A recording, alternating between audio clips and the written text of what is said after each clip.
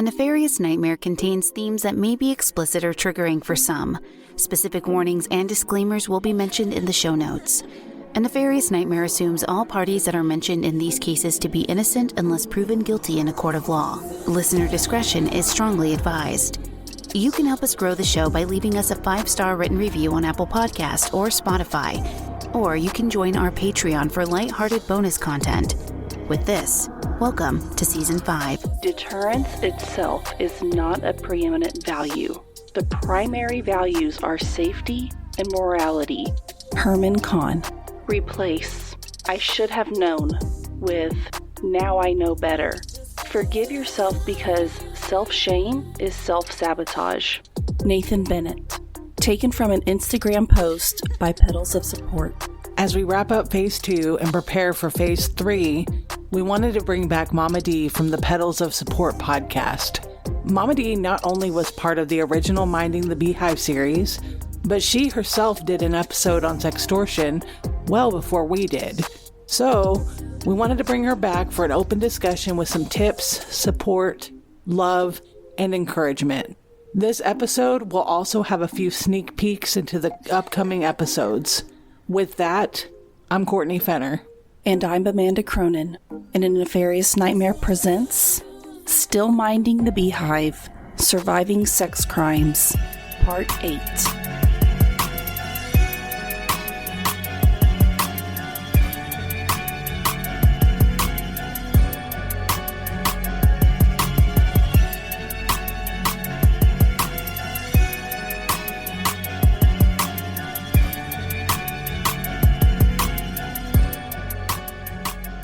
First off, some brief housekeeping. Amanda was unable to join us for this episode today as she's having some health issues. We wish Amanda healing and can't wait to see her return for Phase 3, Part 9. Love you, girl. The next thing I want to get out of the way is to remind you all, in literally 2 weeks, the True Crime and Paranormal Podcast Festival in Austin will be starting, August 25th through 27th. Please join us by heading to truecrimepodcastfestival.com, head over to tickets, and use code BEES, that's BEES, for a discount. Y'all, I'm so nervous about this because I'll be in a separate city, only knowing Amanda and Shay pretty much, so if any of our friends can join us, it would be pretty cool. And finally, just a quick fun fact. In some podcast players, this will be episode 100. Now, it will show 99 on Apple Podcasts, but it's 100. Sorry, not sorry. But it's unofficially 100.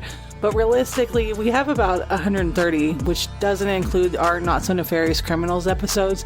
I'm talking about the ones that we took off of the platform due to my own insecurities about them. But nonetheless, not only will we call this officially episode 100, we also have been doing this for 2 years right about now. And we're joined by Mama D from Petals of Support, which I think is a hell of a way to celebrate. So thank you for celebrating episode 100, 2 years, Mama D, with A Nefarious Nightmare. All right, let's get into the episode. So Mama D has been instrumental in this series, as well as the original Minding the Beehive series back in season 2. And Amanda and I feel like she's a good addition because we figured out that the survivors we've interviewed really need that source of love, support, and compassion that some of them may not be getting from family or friends. Now, not everybody can afford therapy, which is greatly encouraged. And while Mama D is not a therapist, she's truly a pillar of support and love. Further, if anyone listening to this series has been a victim or survivor of any crime, we encourage you to listen today as well, because the support, love, and tips applies to everyone. Long story short, you are seen, heard, valid, and loved. And one way or another, justice will prevail. Mama D and I had a conversation about various things related to this series, including everything above, a few theories, and just general insight. We have a few safety tips, words of encouragement, and we also have some tidbits about upcoming episodes within this series. Without further ado, let's dive into this conversation. Well, hello everyone. I am Mama D, and I host the podcast Petals of Support.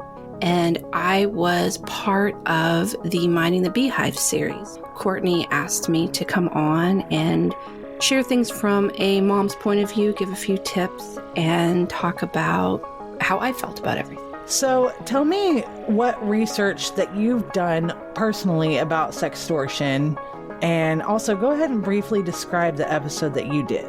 Well, I actually had never heard of the term sextortion, which probably speaks volumes. The fact that I had never heard of it on television, I had never read about it, I didn't know what that term was. One day I was watching a TV show, and it was one of many true crime shows that I watch, and they actually did an episode on sextortion.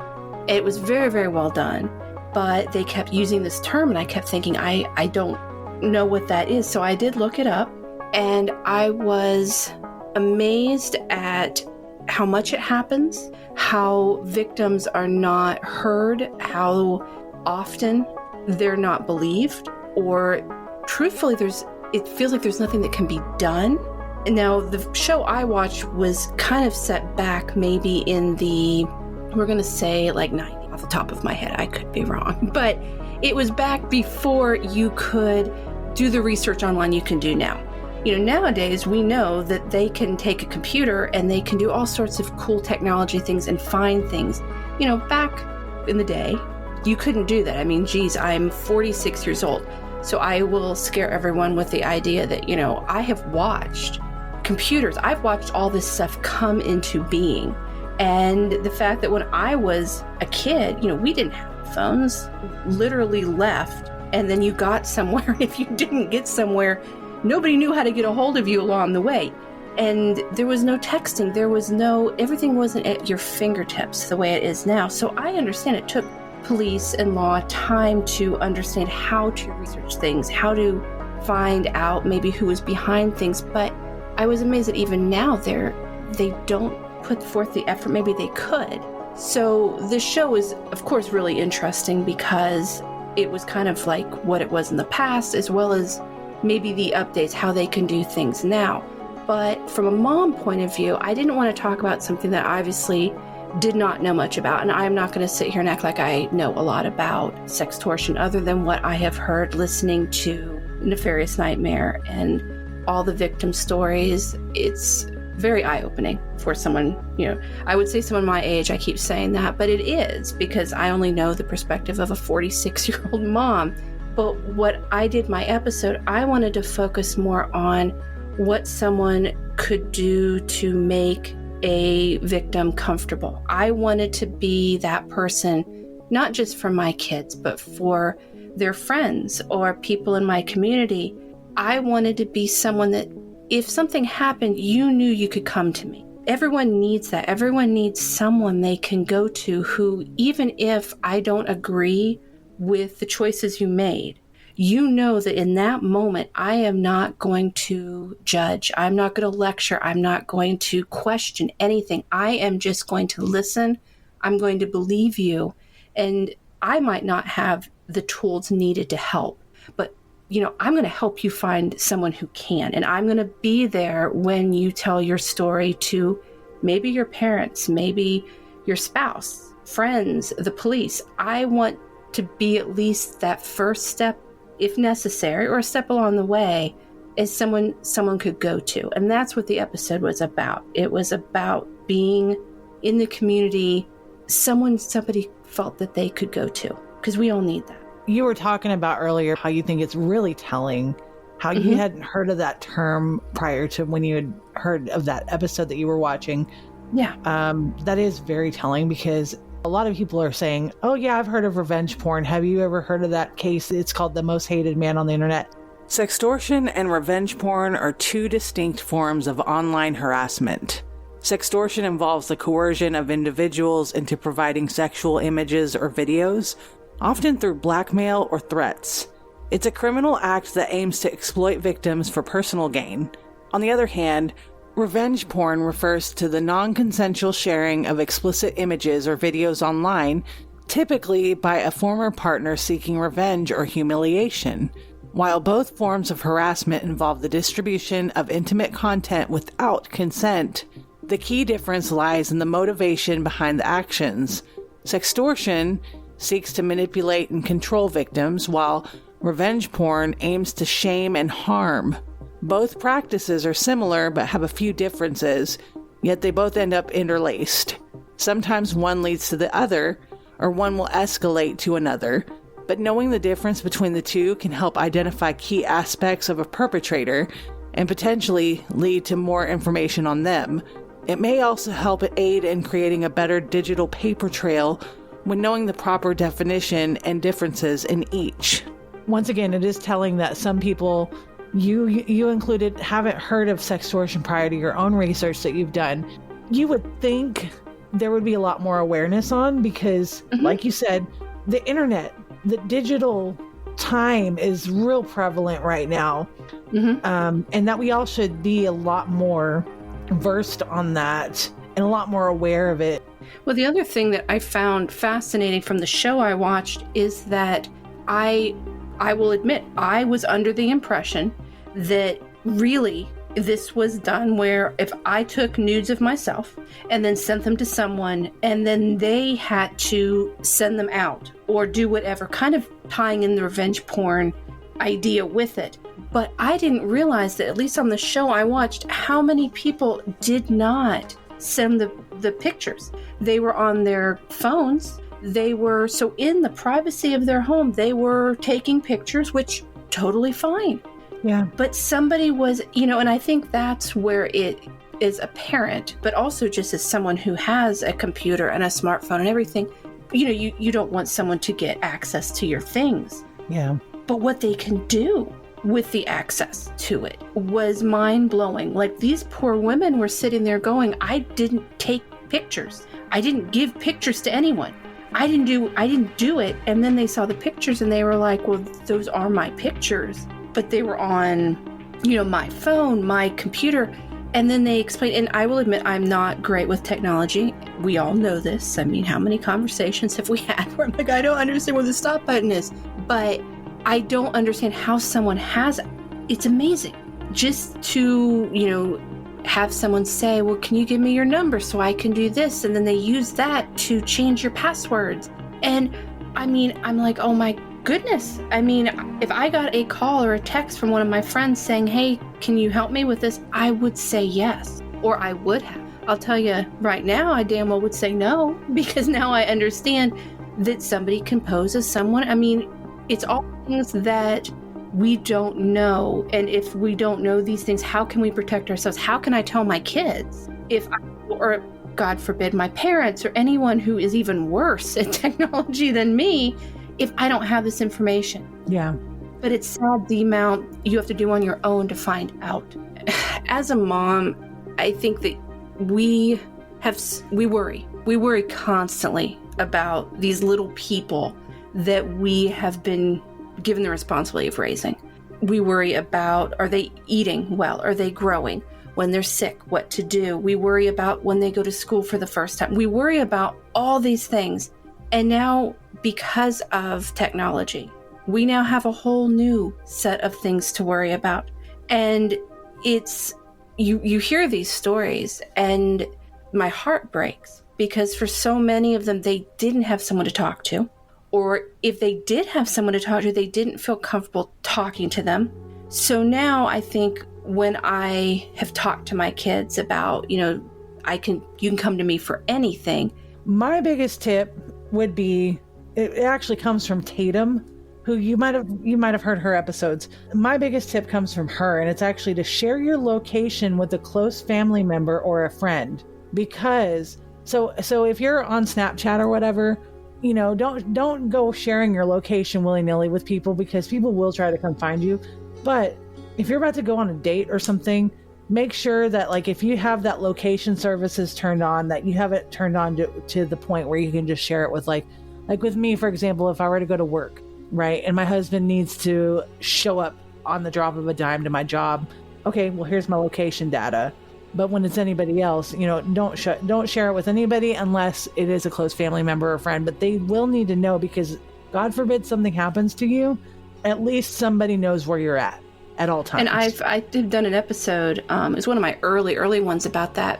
And it was kind of that idea that as we get older, we often, when you're young, but where are you going? Who are you going to see? Where are you going to go? When are you going to be home? So we get older and we're like, I'm free now. I'm telling everybody where I'm going. I go where I want to go. It's kind of, like when I go to Kroger and I'm like, I'm just going to buy a cake because it's Wednesday. Who can stop me? I'm an adult now. But we forget that there's a safety reason behind it. So my day, honestly, is fairly simple. But when I have days when I am going to run errands, I make sure that I tell someone, or more than someone. I tell my husband. Sometimes I even text it to my mom if I didn't get to see my husband that day. Yeah. But I put in the order I'm going to do it. And the scary thing is, it's because if I say I'm going to go to the store, and then I'm going to go to Kohl's, and then I'm going to the post office, I'm going to come home. If I made it to the grocery store, but I never made it to Kohl's, you now have an idea of where did I disappear from? And no one wants to think that way, but you narrow things down. Or if I'm going to go meet a group of friends, I tell people who I'm going and who's going to be there. And then I try to give a roundabout time I'll be home. But I'm very big, and my kids, I said, if I'm giving you phones, and this is back, they both got phones at a certain age because of sports. If I'm paying for this, there's certain rules. And one was that if I say, give me your phone, you have to just give it to me. There is no question. There's no time to delete things or anything. You just can't. But the big one was, if you leave, when you get there, you have to say, I'm here. And when you leave the place, you have to say, I'm leaving. And then obviously you're home. And I would notice that you walk in the door. And I said that if there was ever, people around them, they didn't want to be like, I'm texting my mom again, an emoji. And it could be a random one that I knew and they knew meant something. And I would know that means, so they're not maybe typing out, we have arrived at this. Or, of course, they're boys, so the word would be K or something. But I wanted, and then to go with that, we also have an emoji that if there's an emergency. And it is a random one but it's not so random that somebody would be like, why'd they text that? But it's one that if I see that, wherever they are, since I know where they are, I know that I can go, they need me right then. This is not let me text them and ask what's going on. This means get in the car, because no questions asked. No questions, and I'm going to pull up and they're going to get in. We're not going to even have to talk about it. They just need me right then. And it's kind of just creating as safe as we can make things. And that's the cool thing with technology. It is better than back when I was growing up where, I'm going to be here, here, and here. Well, did I get there? Who the heck knows? Did I get the next one? Nobody knows where I am until I come home. So there's a huge benefit to technology if we use it for the safety. Right purposes. Yeah, it's good that we have technology for the fact that, there's always a paper trail, but now we have a digital paper trail.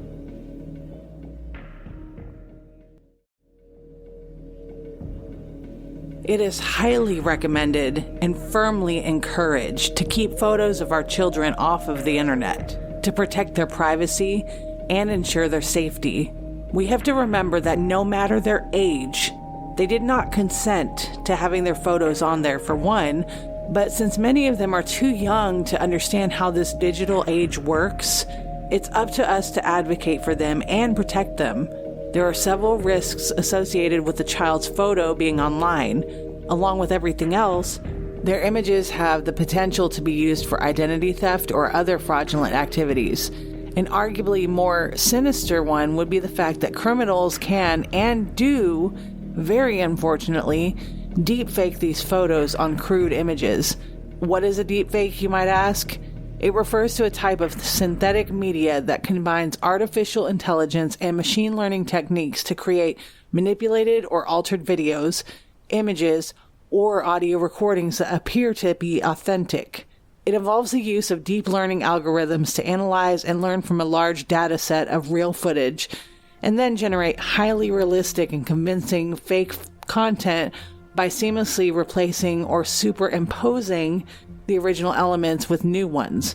Deepfakes have gained significant attention due to their potential to deceive and manipulate viewers, as they can be used to create fake news, spread disinformation, or even impersonate individuals.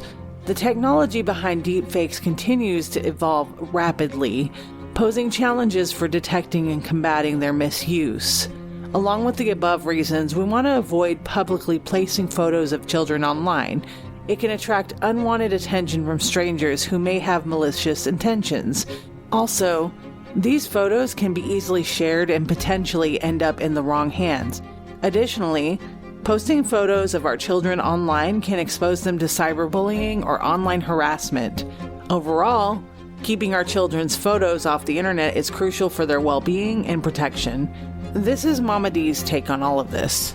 First, we often think that, some things are common sense, but they still happen. And that doesn't mean the person who's doing it is wrong or doesn't have common sense, because I always hate that. That person has no common sense. They should know. It's not true. We only know when we're told something, and often told something in a way that we can understand it. Yeah. I always think about like scams and that kind of stuff, where, should you buy gift cards and send them to some random person because they're going to now double the amount and send you the money back? Well, no, it's not going to happen. Except if it wasn't happening, I wouldn't be reading about it in my local paper. So it happens. And not that the people who are falling for the scam are dumb or anything negative about it. They don't know. And it's our job, if we have the knowledge, to just kindly tell somebody, hey, this is what could happen. And I don't think that it's things that we just accumulate over time. My age has allowed me to learn certain things. Yeah. I still have a whole heck of a lot more to learn, and people who are younger than me can obviously teach me a whole heck of a lot too. So we're all, we're getting information, but just because I don't know anything about technology, maybe explain that to me. Explain to me why showing these pictures. I think to my sister-in-law, we had a disagreement. This was several years ago. My kids were over at my in-laws' house, and her kids were there, and she took a bunch of pictures, and she sent them to me. She texted them to me, adorable pictures, and then they were all online. And so I texted her and said, I don't want those out there. And she got, of course, very mad at me because you don't want, I think she was saying that I didn't want people to know that these were like related. I'm like, no, everybody knows that they're cousins. I mean, come on. I said, but the problem is I know who's on my friends list. Right. These are people who are my family, my husband's family. They're people who are in my world. I know them. I don't know who's on your friends. Right. And I don't know who has access. I mean, she had not posted them publicly, but I don't know those people. So don't share, as you, going off what you said, they're my kids. And I'm not trying to sound possessive or mean, but it's their well-being is my job. So you should ask me first. And I would have said no, but I probably would have said it in a nicer way than I did when I found the pictures. And then I was angry because she didn't even tag me. So I was just scrolling through and like, why are my children on somebody else's Facebook page? Right. So if she had asked me, I could have nicely said, and I would have explained why. I would never post your kids on mine. You don't know who my friends are. I mean, I think my friends are lovely and I think they're wonderful people, but you don't know them. So it's respect. Mama D raises an amazing point here. She said simply that she knows her own friends, but she doesn't know everybody else's. And she's right, because at the end of the day, it's up to the individual who is a parent or guardian of a child where they want those photos placed. It is not only inconsiderate when someone asks you not to post a photo of their child and you do it anyway, but it's also dangerous. And yes, close family and friends are not exempt from this. We don't want to live in a bubble. I completely get that, but it is an unfortunate reality this day and age that criminals are opportunistic. And Mama D also mentions boundaries. In my opinion, and I'm near positive many will agree, but posting photos of someone else's children without consent is not only clear disrespect, but it's also breaching all of those boundaries placed by the primary caretaker. And y'all, I've been guilty of posting photos of my own child in the past, and maybe one day I'll do it again, who knows, but if I place a clear boundary where I ask people not to share, but they do anyway, I mean, I'd not only be very hurt, but I'd be wondering who all exactly is looking at my child. Next, we talk about personal safety and safety gear, which we fully believe we all should be equipped with. By the way, if you're into any kind of safety tips or trainings or just want to purchase some gear for yourself, I know a gal.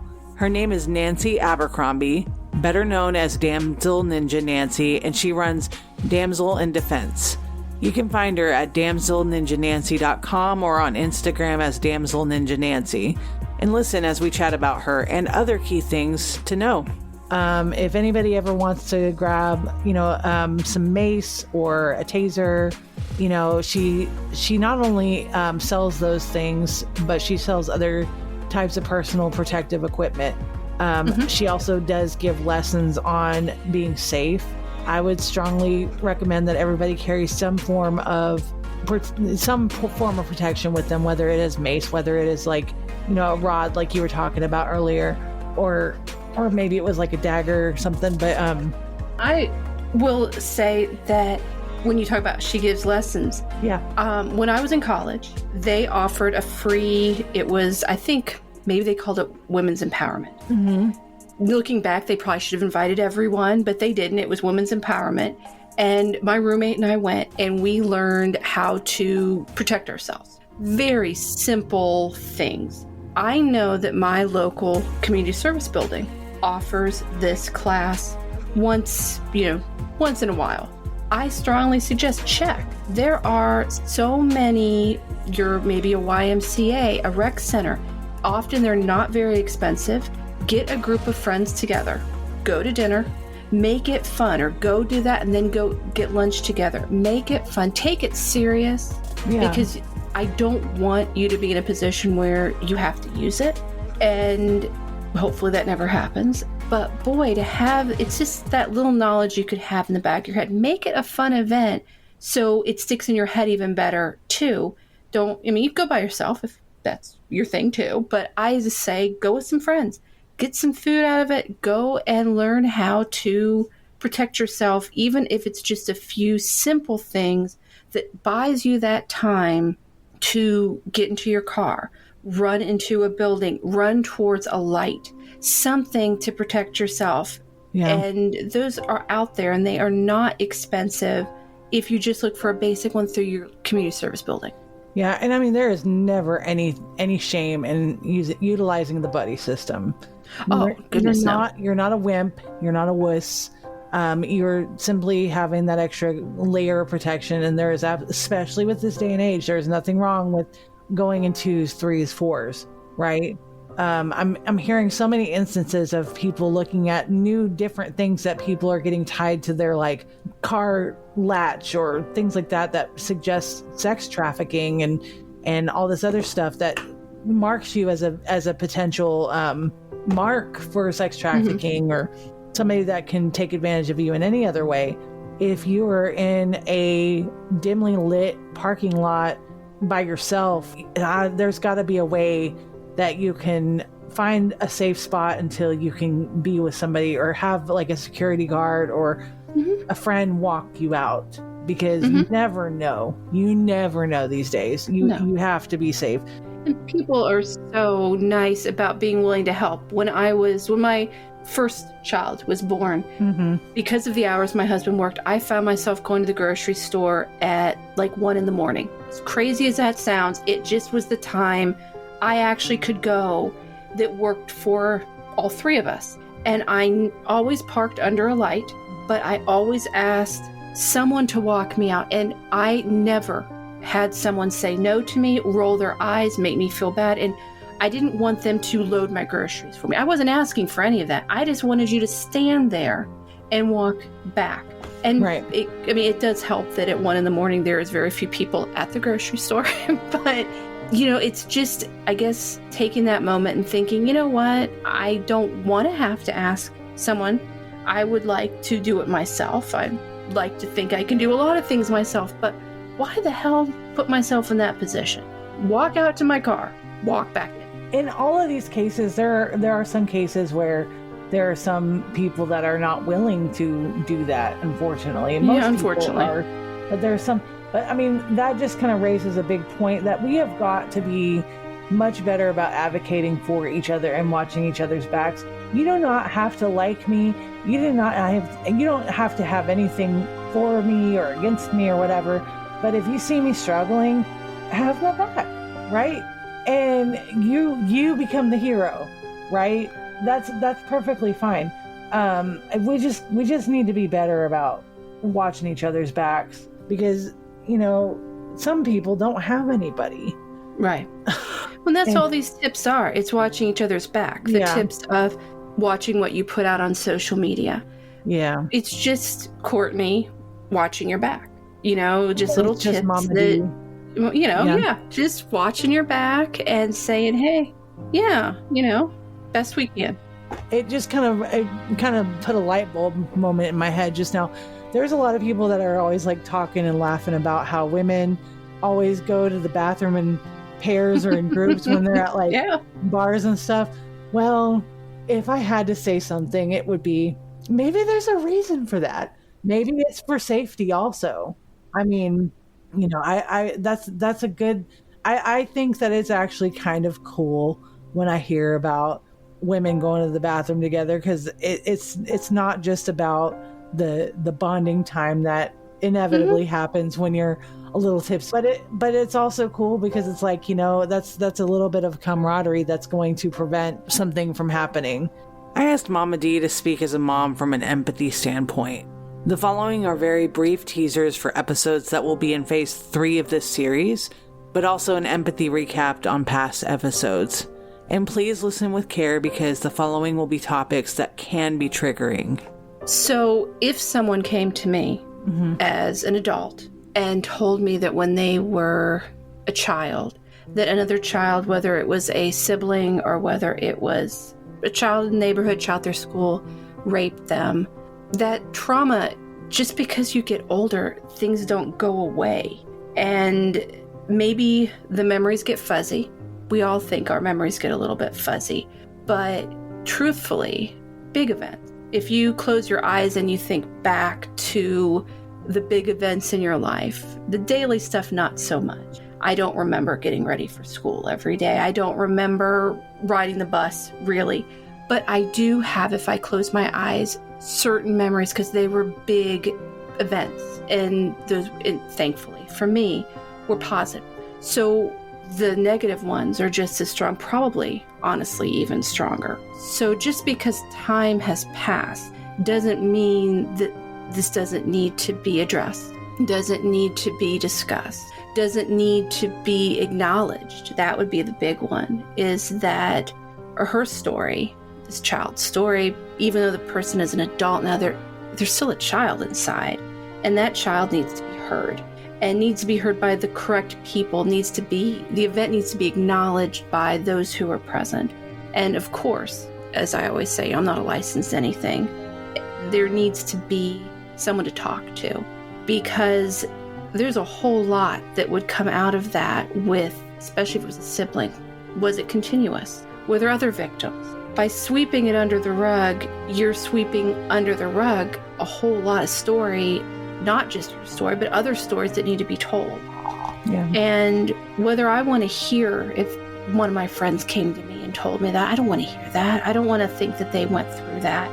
But I sure as hell don't want to say to them, either it didn't happen or it doesn't matter anymore because you're an adult. Look at you. You're all grown up. Let the past be the past. No, the past is what makes us who we are now, the good and the bad. So if it's something bad, we need to work through that. And then again, I would be very concerned of maybe who else was victimized by this child or these children, because it's not usually just one. So that's kind of concerning. So I know in an upcoming episode, there was a young lady who was raped by her stepfather. She was under the influence of alcohol at the time and depressed. So what the point I would want to definitely make for her especially is that none of it was her fault. It wouldn't be her fault anyway. Even if she had not been drinking, even if it wouldn't matter the situation. No means no. And if the person cannot respond, it's a no. So if someone is so drunk or so high or so anything, passed out, that they can't respond to you, pretty good. That's not a yes. It's a no. And if you care about somebody, which is when we should be having any sort of sexual anything with someone, it should be because you like them, because you love them, hopefully, maybe, I don't know, I'm old school, let's say we're going to go with love, but I understand lust. But the point is they feel the same way about you. Mm-hmm. It's consent. It's two people who want to do whatever it is they're doing, and the two people engage in it with consent. So this poor woman did not give consent. And the person who did it, I mean, it kind of goes back to what I always say when you send someone, you know, when a guy sends a girl a dick pic. She didn't ask for it. Right. Why are you giving people, they don't want it. So if this woman says no to you, guess what? She doesn't want it. Or vice versa. If a girl takes advantage of a guy and he says no, he doesn't want you. There are other people in this world. You don't need this person. Go find someone who you both feel the same way about, whether it is you're in love, whether it is you're unlike, whether just in that moment you lust after each other, whatever, but you're both in the same boat. Otherwise, the person doesn't want you. I hate to be honest and blunt, but they don't want you. Go find someone who does. In this world, believe it or not, there is weirdly someone for everyone. And I have witnessed that where I'm like, whoo, that's surprising. But there is someone out there. Find those people. That's who you should be after. Don't be after people who don't want you. You don't want to be in a relationship in your mind or in reality with someone who does not want you. Right. And don't send dick pics if they're not requested. Right. The end of Mama D hates that. Yeah. No more dick pics. No. Consent is consent. And if you are under the influence, that definitely means that you don't consent unless it is a trust bond that you have. Well, and to go with that, make sure also that the person has the cognitive abilities to understand. Yeah. And I'm not just talking about being under the influence of something. I am saying that someone who has anything going on, they're young. Mm-hmm. Make sure you can't get consent from someone who does not know what the hell you're talking about. They don't understand the process. They're too young, or they're just not at the cognitive level to be able to consent. Right. There are people who are older who don't have the cognitive abilities to consent. Right. They might say yes to you, but if they don't know what they're saying yes to, come on. They don't find your person. Your person is out there. Trust me. They're out there. Someone out there for everybody. Sometimes more than one person. Yeah. So my theory about why someone who unfortunately is sexually assaulted finds themselves sexually assaulted more times by different people is because there is a stigma, in my opinion. This is just my theory. Again, not licensed anything, totally a mom. So this is just my opinion. There is a stigma that comes against the victim of a sexual assault, I would say 95% of the time. And that is it was their fault, that they are bad, that they did something, they deserved it. They are, and mostly because of however the sexual assault happened, usually it's violent, that they are, I hate to say, because these things are not true. So I feel gross saying them. But I think that there is a stigma that the person is dirty, the person deserved it. And you have someone tell you that, especially, God forbid, people who are supposed to be that circle of that strength around you, those people who are supposed to be cheerleading for you and hugging you and saying, this is not your fault. When they're the ones that tell it to you and you see in their eyes, almost like they see you differently because whether you were a virgin and it happened, or not, you're now, their eyes make you feel like you're tainted. You're dirty now. So it's almost like you're believing the lies. Yes. So I think your self-esteem plummets. I think that you make choices based on this persona that people have put on you.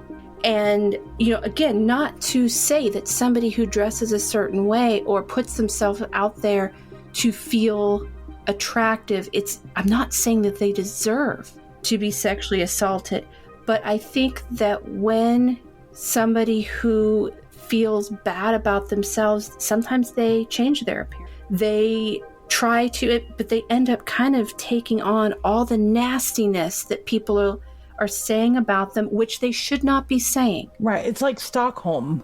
Right. Yeah. Right. And they see, and again, the sad thing is that sometimes, if that happens to a person, it might not be that someone is telling you any of that. You might have this wonderful person in your life telling you this is not your fault. You did nothing wrong. I don't care where you were. I don't care what you were wearing. I don't care if you had been drinking. I don't care if the person was older than you, younger. I don't care. It wasn't your fault. But you have to tell that to yourself. Yeah. You have to believe that yourself. And unfortunately, we blame ourselves for it. Mm-hmm.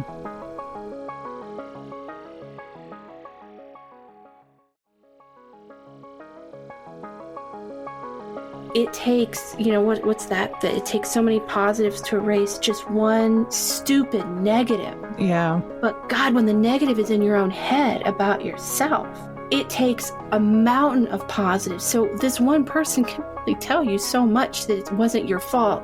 And I think you just keep almost expecting it to happen. It's like that, not searching for it, because you're not actively searching for it, but it just is attracted to you. It's kind of like what you said, where there's like a mark on you, and it's not your fault. I know my one positive, my one telling you it's not your fault is not going to erase what's in your heart telling you it is your fault. This was not your fault. You're Amen. Not bad. You didn't deserve it, and tell that inner voice to shut up. So if I found out that someone I entrusted, a babysitter, for example, kidnapped and raped one of my children. Earlier you talked about that you'd be in jail. Oh, I'd be in jail. That's, we trust. My kids barely had any babysitters just because I was lucky enough to be able to be a stay-at-home mom. Yeah. And to be honest, I don't have much of a life. So everything that I have done, my kids went with me. And then I know I'm very blessed that I have parents, my husband's parents, who could watch my children. But there were occasional babysitters. And you trust this person.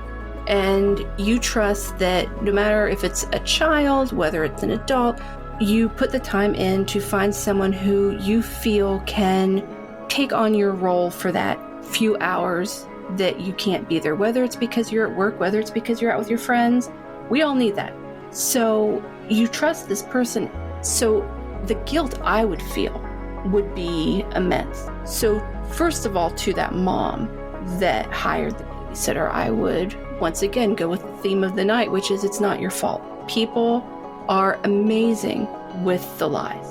It's a skill that someone can create over time, and even the best of us can fall for an illusion.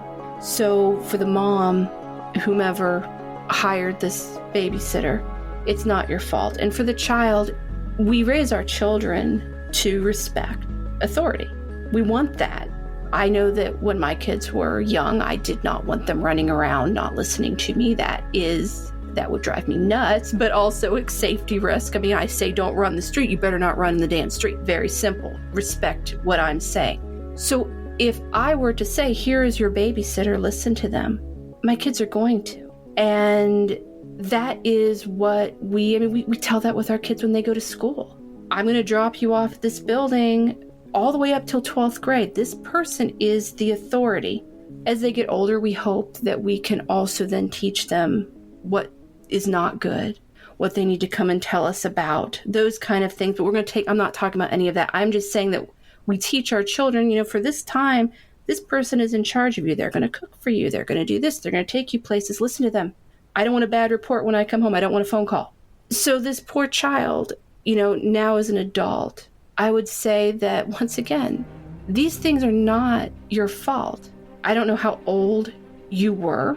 I don't know how old, at what age can you have consent to anything? I don't know.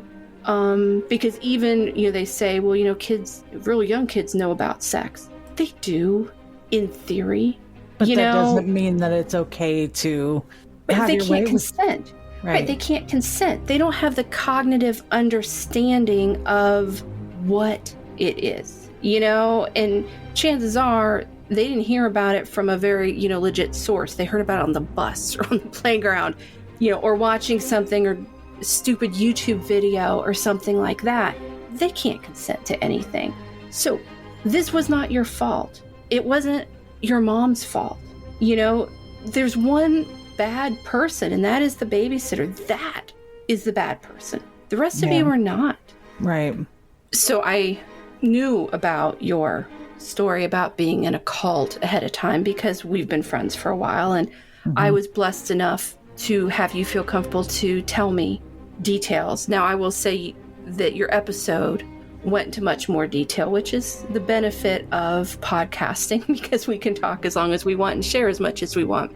And the point, though, of sharing our stories is kind of going back to what we talked about with scams and educating others.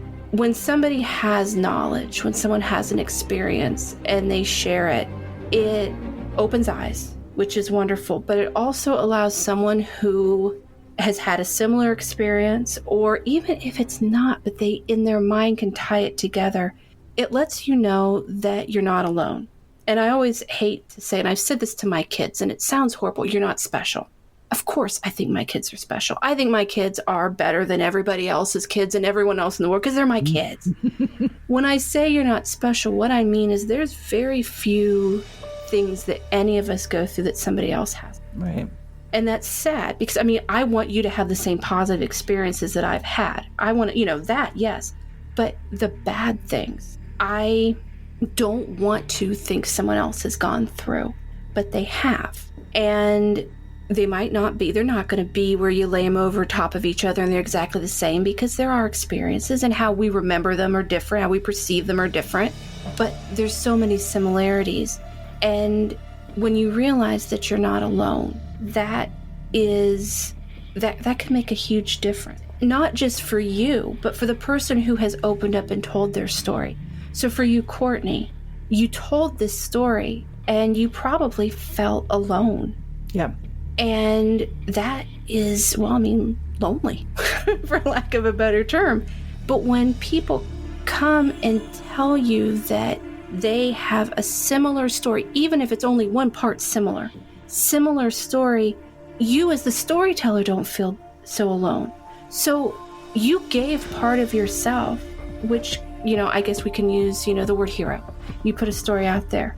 But the person who comes to you, sends you an email or talks to you over the phone and says, I went through something similar, they're a hero too, because they're taking you out from being alone. Now you have a bond. And that's why I love the whole idea of the Beehive, because not only are you a hero for telling your story, but the people who come to you with their stories, they're heroes too, because you can all, again, they might not be the same. They might be totally different. I mean, in the first series, you had the same jackass. I can think of others, but we're going to use jackass. God. Adrian Vildusea. Yes, doing all of it. So there was that connection. In these stories, they're different people. Mm-hmm. So the situation is different, but there is always something common. And bringing each other together and just saying, you're not alone. Even that person who opened up and told their story first, that's a lot of strength, but you're giving them some strength back. And that's what we should do. It's almost empowering to be able to it was empowering to finally be able to get my story out there, because it just felt like the right time. But I really wanted people to understand where I was coming from in my empathy, and the fact that, I do have neurodivergencies. And so I process things differently, and the world, it's hard to see a gray area when I can only see in like black or white. It's either yes or no, good or bad.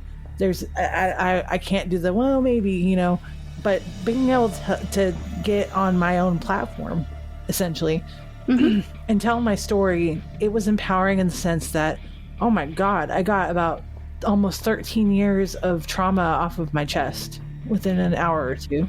And I was finally able to feel like I was part of something really shitty, but part of something, because this shouldn't have happened to me, but this shouldn't have happened to everybody else. But I'm also, in essence, I was on the other side of that microphone, It was like whenever we did the interview and we were talking about, loss with my mom, it was like, oh my gosh, I'm finally the one that's on the other side of this, speaking out. it's the same. It's the same in that sense where I was like, oh my gosh, I'm on the other side of this, finally talking about the trauma that I'd been through that has helped me learn empathy. And it's also extremely terrifying because now I'm like, oh God, are people going to judge me? Are people going to say, oh my God, she was such a dumbass for getting in that situation? You know, and I was starting to feel all the same things that other victims and survivors of a crime have been through when they got behind the mic and told their story. Yeah. And it changes the whole perspective and trajectory of my own podcast in that sense. It's like, okay, now I really fucking get it. So right. It's just, I'm happy that I did it, and I'm also very embarrassed that I did it. And it's just weird. It's a weird flex, bro, but it's there. So yeah. Mama D's podcast is called Petals of Support, which you can find anywhere you get podcasts. If you navigate to the description of her podcast, it simply states, quote, Petals of Support is a podcast that offers advice from a mom to anyone that needs a little extra love and support. Frank and open with humor mixed in with a variety of topics for those that need an extra dose of mom in their lives. End quote. She's covered a wide variety of topics in the tone of sitting at a table, quietly having a cup of coffee, and having a loving conversation, ranging from positivity to how not to be a Doug, which, by the way, go check that episode out. It's one of my favorites, to humor and even about cyber crimes. She's been a pillar of support to many people, myself and several other podcasters included, and has earned a ton of respect from her peers, her listeners, and even other victims and survivors of crime. And personally, she's my go-to person when I need a laugh or an ear or a shoulder to cry on. And she has this ability to make it all better. That's why she's Mama D, and we love her because she's a mom to many. She often offers up love and support, encouragement, and advice for those who are in trying times and really needs that extra boost. So, what advice does Mama D have for all survivors in this series? So, instead of giving words of advice and encouragement to the women, because other than repeating over and over again, it's not your fault. Other than repeating over and over again, you're strong. I am not doubting your strength one bit, but please find someone to talk to. Find someone who I'm such a big fan of therapy, whether it is group therapy, whether it is individual. I think online therapy nowadays is the coolest thing invented because it allows someone to have the comfort of their home with their stuff and their safety around them while they share things that are not easy to talk about. I don't have much other than it's not your fault. So who I want to talk to, honestly, and give advice to is everyone else in this world. And that is just the reminder that you can be someone's safety. You can be someone's listening.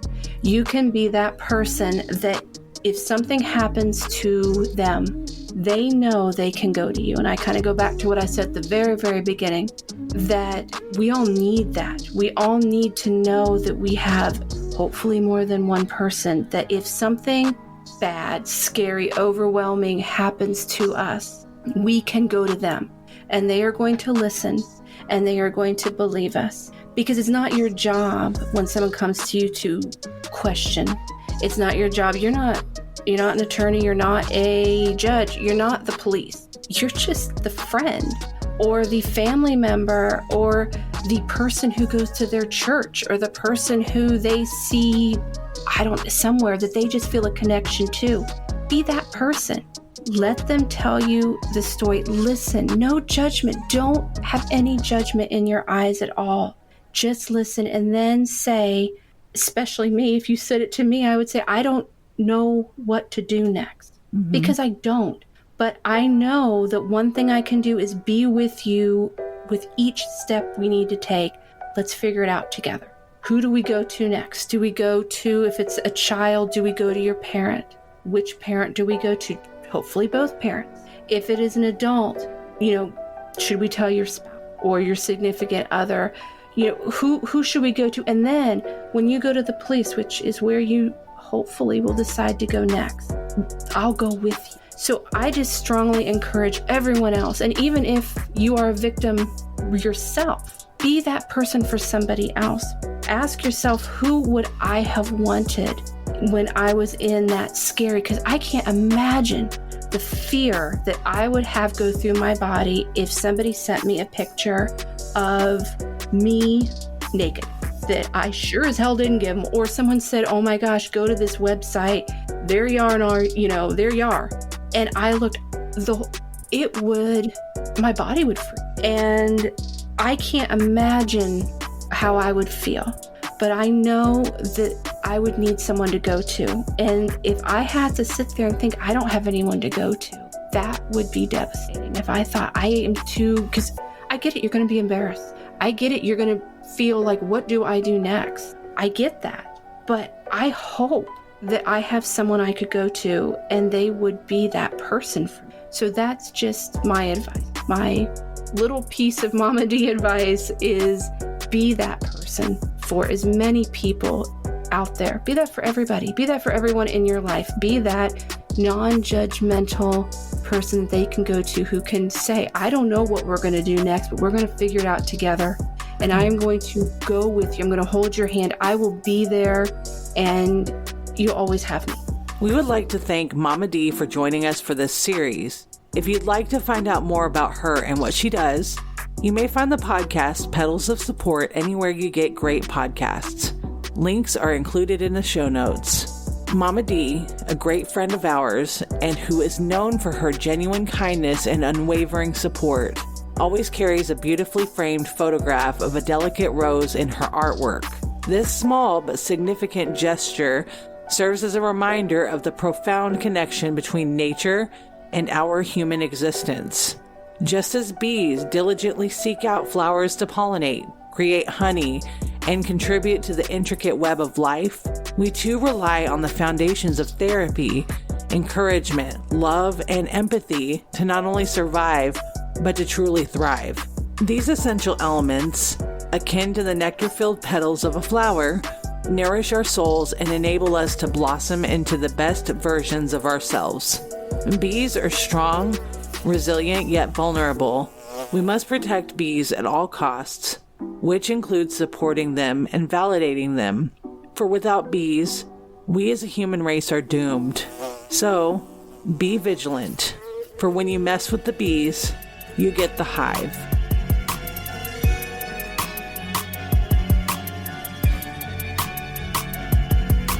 Thank you for listening to A Nefarious Nightmare. Music used in the theme was originally by Ghost Stories Incorporated, remixed by Ryan RCX Murphy. Additional background music is provided by Epidemic Sound. A Nefarious Nightmare is scripted, researched, and produced by Courtney Fenner and Amanda Cronin.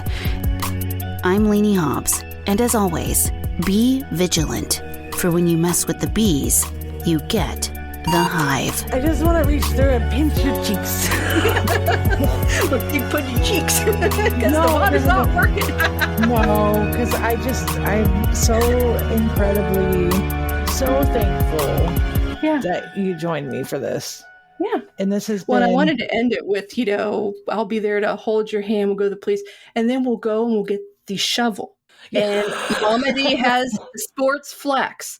And to be honest, I have no conscience when it comes to certain things. So I could do it and go to bed. And really, how would you sleep? Ass up in the air. Kiss mine. You don't care. I mean, I might add it as a blooper. And I might add it as a blooper and be like, to the law enforcement listening to this. She's got her ass confirm kissed or deny that this is the truth. Oh, man. Yeah, I could stay in Mama D, my box, So the advice we have is, how can we help? Or the question rather.